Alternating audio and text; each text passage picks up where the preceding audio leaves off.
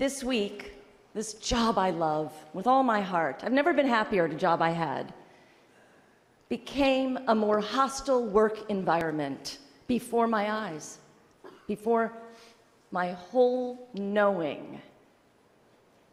And I knew I had to speak up at a moment when I felt grounded to speak with love and compassion for what we're doing here together, which is trying to get to a deeper truth, a deeper way of regarding one another, and a deeper way of learning how to mutually respect one another. So with that in mind as well, Mr. Speaker, I need to say very specifically what caused it to be a hostile work environment and what helped ameliorate it along the way. It occurred most significantly, I noticed, on Tuesday afternoon when the gentleman from Russell, 83, chose to make a resolution for this body to consider. And I remember then knowing that what was occurring was going to set a tone for the entire session. Because what occurred during that was not only a political maneuver, which is not a problem with me. Politics is something I enjoy, and I appreciate maneuvering. I understand it, I value it. But what wasn't okay, and what I say here today is intolerable, is when my very good colleague called out and publicly challenged a staffer.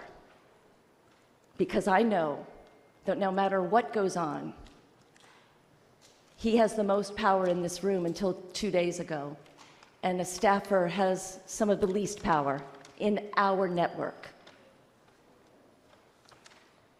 I am heartened to say that I made sure I did my research and homework and found out what is being offered for today's employees in LRC workplace, given that I knew I was experiencing an increased hostile environment myself, and I'm a woman with power in the system.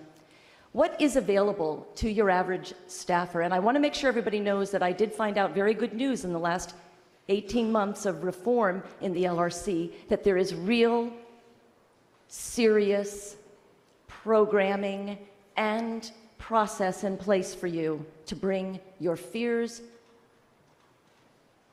your complaints, and your concerns, if you have them. So I know that there's that protection, but I also recognize that when we wisely rid of 23A yesterday, we left ourselves still quandering, how will we deal with inappropriate behavior in our midst when it's occurring? How will we step up? In this instance, how we are handling it with the Ethics Commission being citizen-led, I believe is the proper way for that past conversation. But I want to be on record today saying that it was not acceptable to me to have that happen. I've never seen that happen on this floor, and I intend for it not to happen again in my presence.